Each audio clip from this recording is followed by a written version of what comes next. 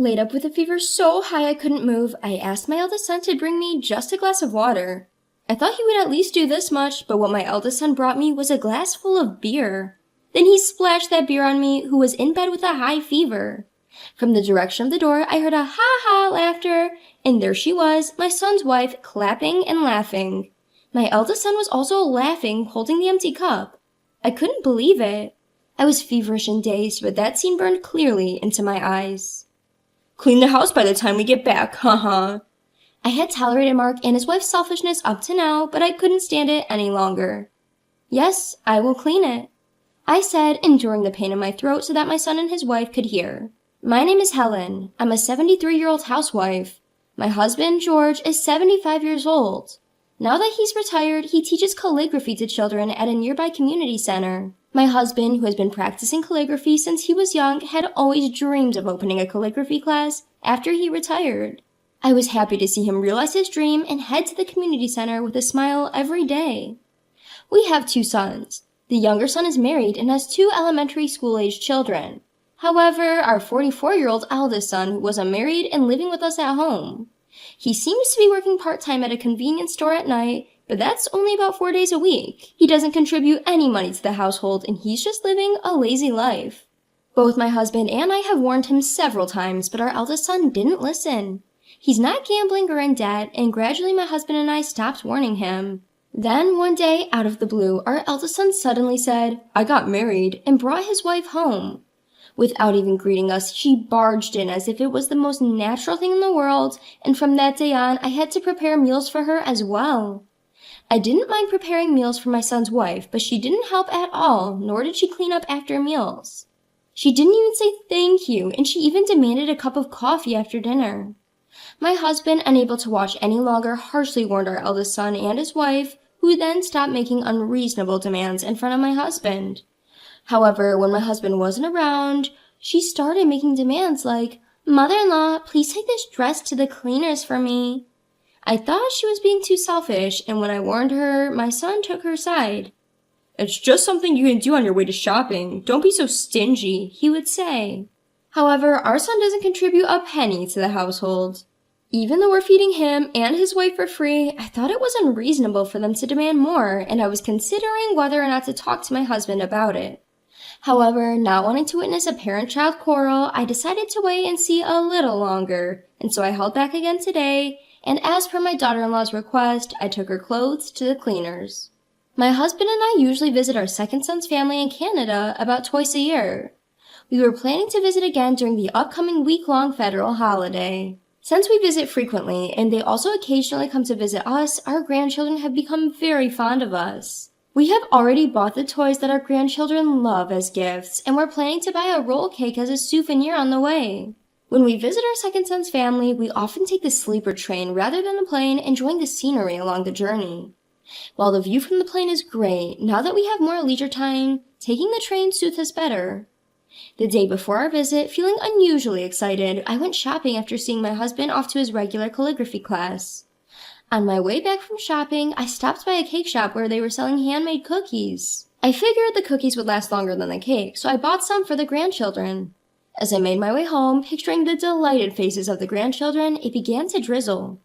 I hurried home, but the rain gradually became heavier. I decided to stop by a nearby convenience store to buy an umbrella, but by the time I arrived, my clothes were soaked. I considered waiting out the rain at the convenience store, but not knowing when it would stop and wanting to warm up my chilled body in a hot bath, I bought an umbrella and hurried home.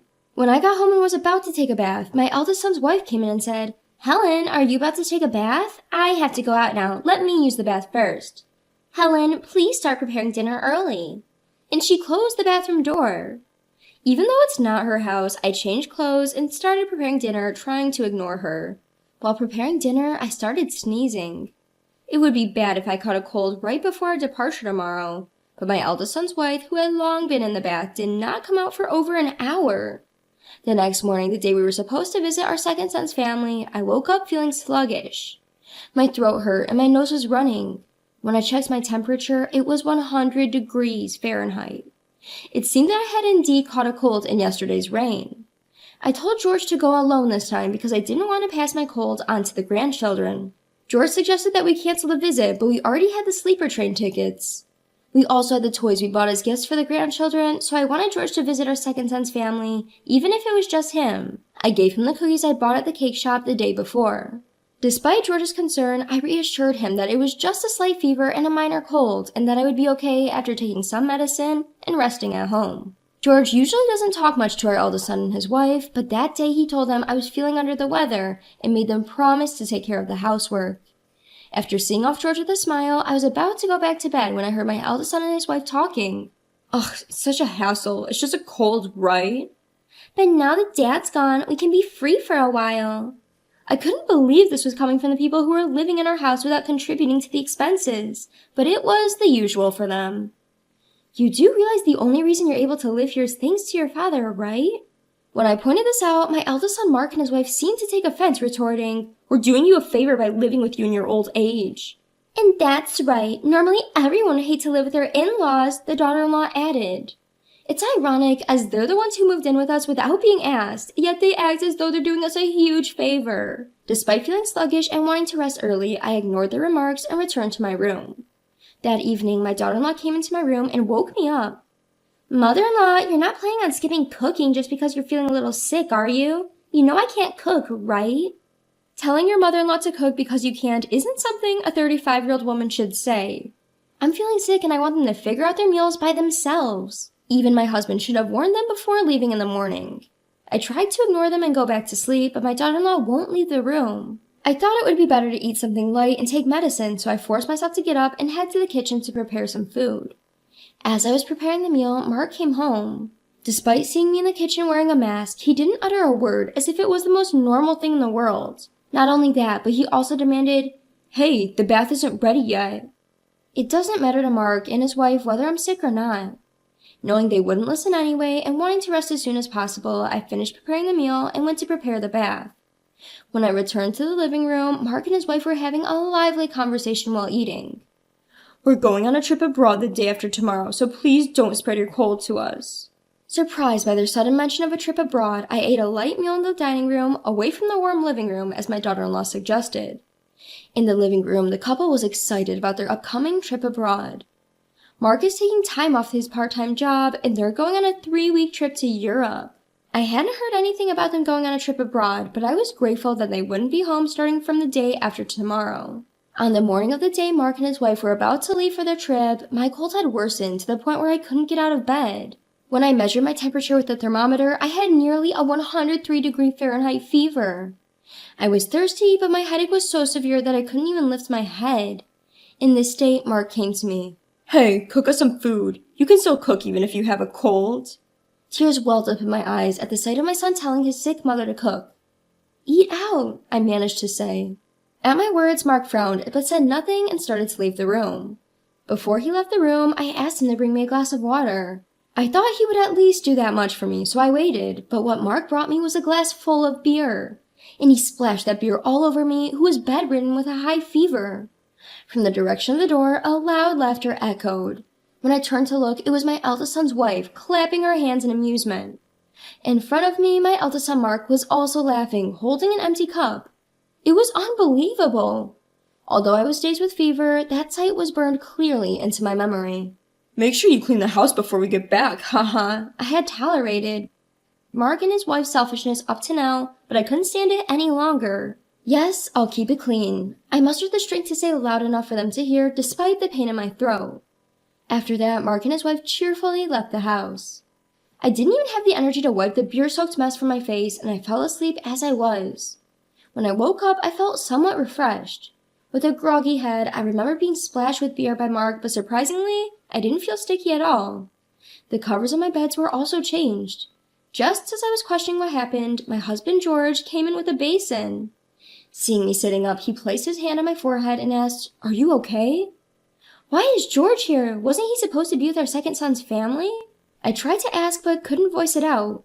Noticing my confusion, George began to explain. He had taken a sleeper train to visit our second son's family, but he was worried about me and decided to return early. He didn't trust Mark and his wife to take care of anyone. Our second son's family also suggested he should hurry back, so he flew home. When he arrived, he found me lying exhausted in bed with a strange smell of beer lingering around. He quickly cleaned my face with a damp towel, tidied up the area, and cared for me while I slept for a full day. When George asked me what had happened, I tried to explain, but my voice failed me. The memory of being splashed with beer by Mark brought tears to my eyes. Seeing this, George brought me some water and said, "Sorry, I shouldn't have asked you now. Just rest for now." He then went to prepare me some porridge. It turned out he had prepared the porridge so it would be ready whenever I woke up. The kindness of George brought tears to my eyes again. Thanks to George's care, I regained my energy in about 2 days. When I told George what had happened while he was gone, his face turned stern. "I can't stand it anymore." Yes, me too. 3 weeks passed since Mark and his wife left for their overseas trip. While I was enjoying peaceful days with George, my phone rang. It was a call from Mark. "Here it comes," I said, pressing the answer button. "What the hell? Why is our house gone?" "Well, didn't you say to clean the house? Haha." After I recovered from the cold, I told George everything about Mark and his wife's actions. How they forced a sick me to take care of things. How they threw beer on me who was bedridden with a high fever and went on an overseas trip themselves. After hearing my story, George muttered, "I can't stand it anymore." Until now, I had always been the one to calm George down, but after this incident, I didn't feel like pacifying him anymore, because I myself couldn't forgive them. Actually, my husband George and I had been secretly planning to build a new house without telling our eldest son and his wife. The house isn't finished yet, but we moved into a monthly rental apartment and sold our house in order to stun them with the news. We had been told that someone wanted to buy our land to build a shop, so the sale happened quickly. Originally, we had planned to keep the old house for our eldest son and his wife, but after the way they treated us, there's no need to consider them anymore. The place has already been turned into an empty lot, so they must have been shocked to find the house gone. The new house will be completed in about 2 weeks. A carpenter we know has allowed us to store our belongings and furniture there in advance, as we've explained the situation to him. We dispose of all of our eldest son's and his wife's belongings. When we told him this, our eldest son shouted, "Are you kidding me? I'll report you to the police." His wife was also yelling in the background. At that moment, my husband George took over the phone and I switched it to speaker mode. He said to our eldest son in a low voice, "Go ahead, tell the police. I'll tell them too. You guys threw beer at your sick mother and then went on a vacation abroad. You even forced her to do housework while she was sick. Who do you guys think is a bigger sinner, you guys or us for disposing of your things?"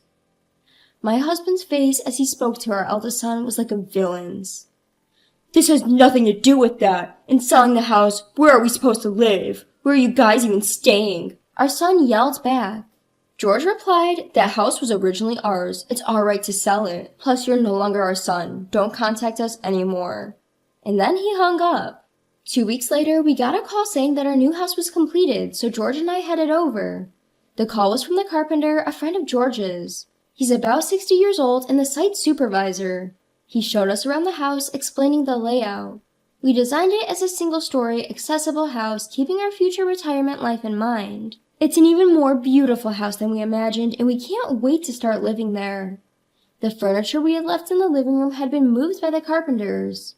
When I thanked them, they laughed and said, "No problem. George really helped us out back in the day, so this is nothing."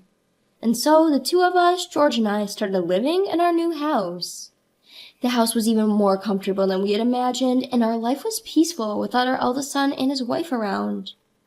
However, about a month after we moved into the new house, our devilish eldest son and his wife showed up. Neither George nor I had told them our address, and our younger son Mark and his wife shouldn't have told them either, because we explained the situation. They probably hired a detective or something to find us. "Hey, it's not fair for you to sell the house, dispose of our stuff, and then move to such a nice place by yourselves. As your eldest son, I have the right to live here, don't I?" said our son, glaring at us with large bags in his hands. We had intended to cut off ties with them, but we were stunned to see our eldest son and his wife, who were clearly intent on moving in. Just then, George came from the back of the house. "What are you guys here for?" "To what end? After taking our living place, how dare you ask such a thing? From today, we're living here too." As they were about to step in, the front door opened. "Huh? Mark, what are you doing here? Here to cause trouble again? Come on, you're old enough to stand on your own 2 feet. Stephen said with a look of disbelief on his face. Beside him were his wife with their 2 grandchildren. They were visiting because the new house had just been finished. After relaxing at home for a while, Stephen's family had gone to a nearby convenience store. "Who is that? Are they bad people?"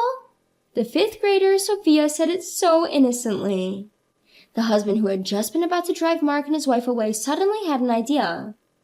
While Steven's family is staying for a week, you two should also stay here. I won't allow you to squat here indefinitely, though. With that, he welcomed everyone at the entrance into the house. The living room gathered, and the first to lounge on the sofa was Mark and his wife. Man, I'm beat, mother-in-law. Can I have some coffee? I'll take mine black. Stephen's wife was taken aback by the casually made request of Mark and his wife. At this, the grandchildren rushed to Mark and his wife. Why can't you two do that yourselves when you're adults? Even I, a kid, can pour my own juice. The innocent comments of the grandchildren made Mark's wife uncomfortable, and she went to pour her own coffee. However, the grandchildren's why attack continued. Why can't you cook even though you're an adult woman? My mom can cook anything. Why don't you clean up after yourself? Both my dad and I always clean up the plates when we're done eating. Why can't you do that? My sister and I always do it ourselves. The grandchildren, perhaps due to good upbringing by Stephen's wife, are responsible and often help her. Stephen also doesn't just leave everything to his wife, and they work together. Therefore, it was probably perplexing for the grandchildren that Mark and his wife didn't do anything themselves. At first, Mark and his wife had retorted, but the why attacks didn't stop, and by the end of the week, they were both exhausted. Mark's wife in particular seemed to dislike being called auntie. Don't call me auntie, she told the grandchildren in earnest. But when they replied, why not? You're an auntie, aren't you? You're not young enough to be called sister, she was shocked. Even I and Stephen, who were listening nearby, couldn't help but laugh. After Stephen and his wife left, we sent Mark and his wife away. They were worn out by our children's incessant, why are you attacking us? So we were able to drive them away without much resistance. However, a few months later, we received a message asking, can you lend us some money? Up until now, they'd been staying in our home, eating our food without paying a cent in rent or living expenses. Since Mark, our eldest son, was making enough money from his convenience store job to cover all expenses, it wasn't a problem at all. Now that they had been kicked out of the house, Mark and his wife were supposed to start paying for their own rent and living expenses. Yet they kept spending money as they used to, seemingly living off borrowed money without any savings to speak of. Their only income was Mark's salary from working at a convenience store 4 days a week. Mark's wife, it seemed, had no intention of working. Considering their situation, it was audacious, to say the least, for them to ask, can you lend us some money? We will never lend you money in the future, nor will we help you, we told them, and then blocked Mark's number. A few days later, while my husband and I were out, we received a call on my husband's phone from our home security company. There was an intruder in our house, and they sent us the video footage. It turned out that Mark and his wife were trying to sneak into our house through a window. It was pitiful that they were resorting to breaking into their parents' house to steal money because they were broke. At least they hadn't caused trouble for others, but that's not saying much. Mark and his wife were quickly apprehended by the security and were taken away by the police, who were called to the scene. They were released because they were family, but not before being harshly scolded. Since then, Mark and his wife stopped forcing their way into our house or trying to break in. We have both blocked their calls, so we never receive phone calls from them. According to Stephen, our second son, he also received a request for money from Mark. Apparently, Mark had borrowed money from loan sharks and was now on the run because he couldn't pay it back. You reap what you sow, pay back the money you borrowed yourself, Stephen said, and blocked Mark's number as well. We don't know what happened to Mark and his wife after that, but we chose to forget about the people who would laugh as they poured beer over a sick person. With no involvement with Mark and his wife, my husband and I are enjoying our peaceful, everyday lives.